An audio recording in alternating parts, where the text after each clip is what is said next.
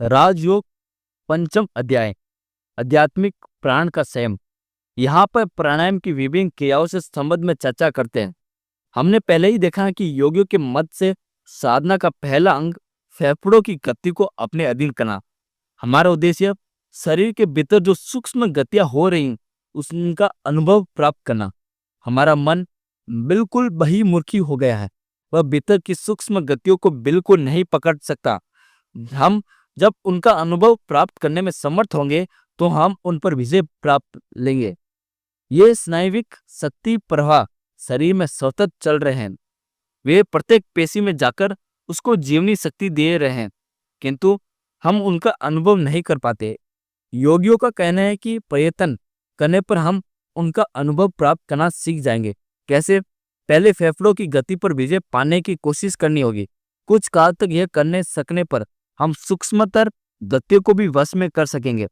अब प्राणायाम की क्रियाओं की चर्चा की जाए।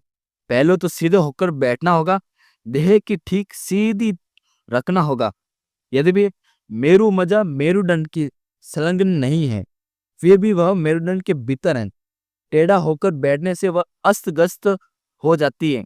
ये तो वह देखना ही होगा कि वह स्वच्छंद रूप से हो रहे हैं। टेढ़े बैठकर ध्यान करने की चेष्टा करने से अपनी ही हानि होती है। शरीर में तीनों भागों वक्ष, ग्रीवा और मस्तक सदा एक रेखा में ठीक सीधे रखने होंगे। देखोगे बहुत थोड़े अभ्यास से यह सांस प्रश्वास की तरह सहज हो जाएगा। इसके बाद स्नायुओं को वशीभूत करने के प्रयत्न करना होगा। हमने पहले ही देखा है कि जो स्नायु केंद्र सांस प्रश्वास यंत्र के कार्य को नियमित करता है वह दूसरे स्नायुओं पर भी कुछ प्रभाव डालता है। इसलिए सांस लेना और सांस छोड़ना नियमित रूप से करना आवश्यक है। हम साधारण जिस प्रकार सांस लेते हैं और छोड़ते हैं वह सांस प्रश्वास नाम के ही योग्य नहीं, वह बहुत अनियमित है। फिर स्त्री और पुरुष के सांस प्रश्वास के कुछ स्वाभाविक भेद भी है। प्राणायाम साधना की पहली क्रिया है कि भीतर निर्दिष्ट परिमाण से सांस लो और बाहर निर्दिष्ट परिमाण से सांस छोड़ो। इससे देह संतुलित होगा।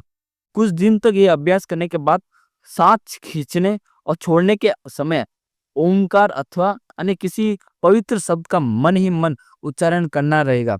भारत में प्राणायाम करते समय हम लोग सांस के ग्रहण और त्याग की संख्या ठहराने के लिए 1, 2, 3, 4 क्रम से न गिनते हुए कुछ सांकेतिक शब्दों का व्यवहार करते हो। इसलिए मैं तुम लोगों को प्राणायाम का समय ओमकार अथवा अन्य किसी पवित्र शब्द का व्यवहार करने के लिए कह रहा हूँ।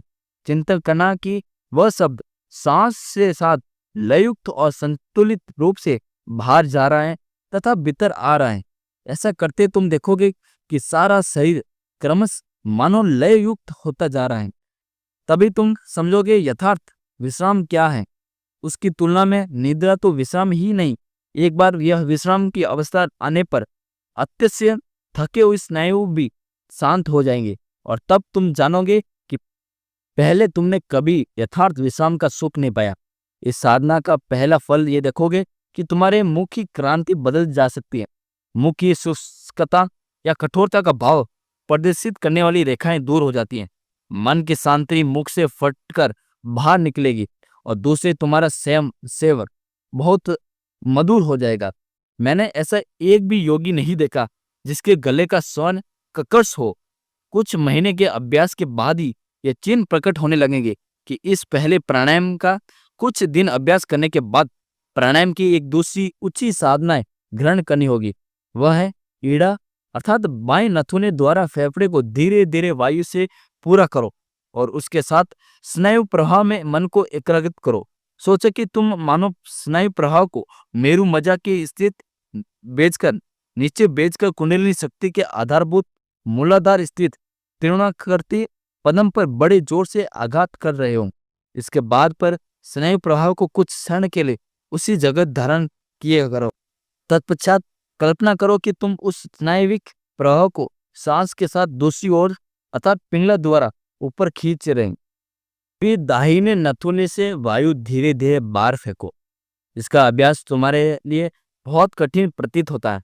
सहज उपाय है, अंगूठे से दाहिने नथुने बंद करके बाएं नथुने से धीरे धीरे वायु भरो, फिर अंगूठे और तर्जनी से दोनों नथुने बंद कर लो और सोचो मानो तुम स्नायु प्रभाव को नीचे भेज रहे हो और सुषुम्ना के मूल देश में आघात कर रहे हो।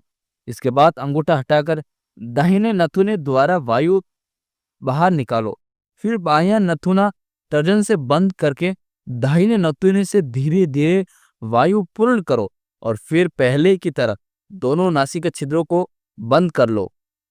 हिंदुओं के समान प्राणायाम का अभ्यास करना इस देश में के लिए अमेरिका के लिए कठिन होगा, क्योंकि हिंदू बाल्यकाल से ही इसका अभ्यास करते रहे। उनके फेफड़े इसे अभ्यस्त हैं। यहाँ 4 सेकंड से आरंभ करके धीरे धीरे बढ़ाने पर अच्छा होगा। 4 सेकंड तक वायु पूर्ण करो, 16 सेकंड बंद करो और फिर 8 सेकंड से वायु का रेचन करो। इसे एक प्राणायाम होगा। उस समय मूलाधार से त्रिकोणाकार पद्म पर मन स्थित करना भूल न जाना। इस प्रकार की कल्पना करो कि तुमको साधना की बड़ी सहायता मिलेगी। एक तीसरे प्रकार का प्राणायाम यह है कि धीरे धीरे भीतर सांस खींचो, फिर तनिक भी देर किए बिना धीरे धीरे वायु रेचन करके बाहर की सांस कुछ देर के लिए रुद्ध कर लो। संख्या पहले के प्राणायाम की तरह पूर्वोक्त प्राणायाम, और इससे भेद इतना ही है कि पहले के प्राणायाम में सांस भीतर रोकनी पड़ती है और इसमें बाहर। यह प्राणायाम पहले से सीधा, जिस प्राणायाम में सांस भीतर रोकनी पड़ती है उसका अधिक अभ्यास अच्छा नहीं। उसका सवेरे 4 बार और शाम को 4 बार अभ्यास करो। बाद में धीरे धीरे समय और संख्या बढ़ा सकते हो। तुम क्रमश देखोगे कि तुम बहुत सहजता से यह कर रहे हो। इससे तुम्हें बहुत आनंद भी मिल रहा है। ये तो जब देखोगे कि तुम यह बहुत सहजता से कर रहे हो, तब बड़ी सावधानी और सतर्कता के साथ संख्या 4 से 6 बढ़ा सकते हो। नियमित रूप से साधना करने पर तुम्हारा अनिष्ट हो सकता है। उपयुक्त 3 प्रतिक्रियाओं से पहले और अंतिम क्रिया कठिन भी नहीं है और उनमें से किसी प्रकार की विपत्ति की आकांक्षा भी नहीं। पहली क्रिया का जितना अभ्यास करोगे उतना ही तुम शांत होते जाओगे। उसके साथ ओम का जोड़कर अभ्यास करो। देखोगे जब तुम दूसरे कार्य में लगे हो तब भी तुम्हारा उसका अभ्यास कर सकते हो। इस क्रिया के फल से देखोगे कि तुम अपने को सभी बातों से अच्छा महसूस कर रहे हो। इस तरह कठोर साधना करते करते एक दिन तुम्हारी कुंडलिनी जग जाएगी। जो दिन में केवल 1 या 2 बार अभ्यास करेंगे उनके शरीर और मन कुछ स्थिर कम हो जाएगा और उसका संयम मधुर हो जाएगा। परंतु जो कमर बांधकर साधना के लिए आगे बढ़ेंगे उनकी कुंडलिनी जागृत हो जाएगी। उनके लिए सारी प्रकृति का एक नया रूप धारण कर लेंगे और उनके लिए ज्ञान का द्वार खुल जाएगा। जब फिर ग्रंथों में तुम्हें ज्ञान की खोज न करनी होगी, तुम्हारा मन ही तुम्हारे निकट अनंत ज्ञान विशिष्ट पुस्तक का काम करेगा। मैंने मेरुदंड के दोनों ओर से प्रवाहित ईड़ा और पिंगला नामक 2 शक्ति प्रवाहों का पहले ही उल्लेख किया है और मेरु मज्जा के बीच से जाने वाली सुषुम्ना की बात भी कही है। यह ईड़ा, पिंगला और सुषुम्ना प्रत्येक प्राणी में विद्वान है।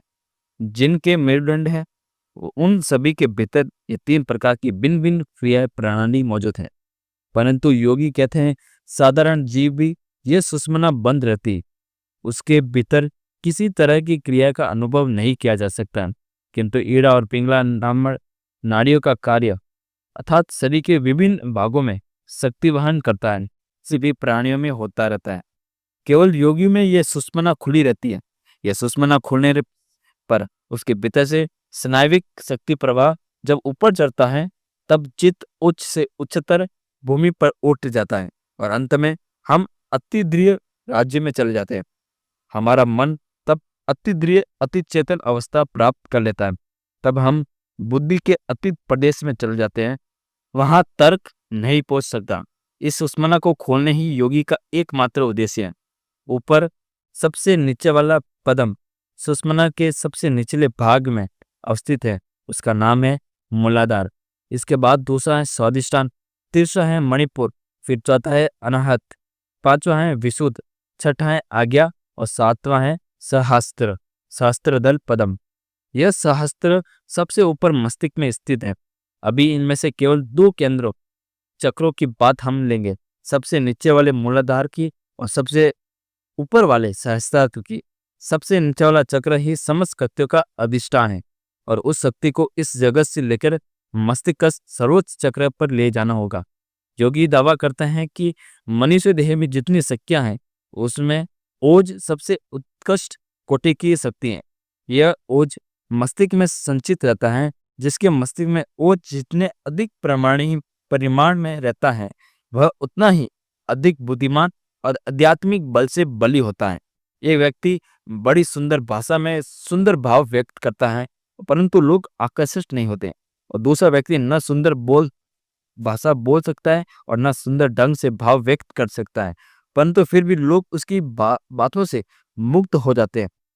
वह जो कुछ कार्य करता है उसी में महाशक्ति का गस देख जाता है। ऐसी है ओज की शक्ति। थोड़ी बहुत मात्रा में सभी मनुष्य विद्वान है। शरीर में जितनी शक्तियां क्रियाशील हैं उनका उच्चतम विकास यह ओज है। हमें सदा याद रखना चाहिए कि सवाल केवल रूपांतरण का नहीं, एक ही शक्ति दूसरी शक्ति में परिणित हो जाती है।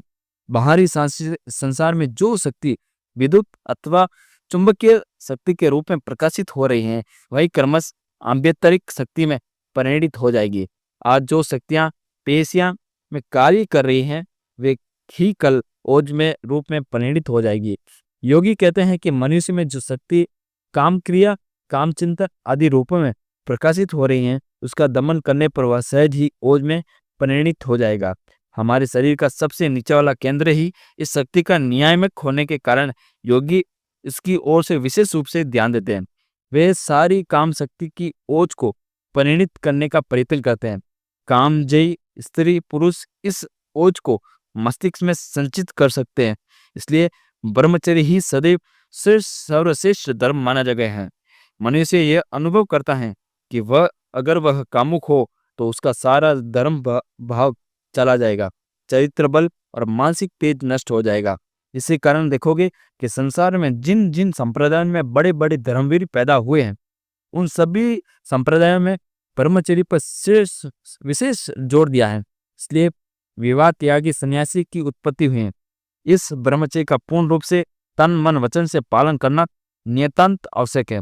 ब्रह्मचर्य के बिना राजयोग की साधना बड़े खतरे की है क्योंकि उसमें अंत में मस्तिष्क में विषम विकार पैदा हो सकता है।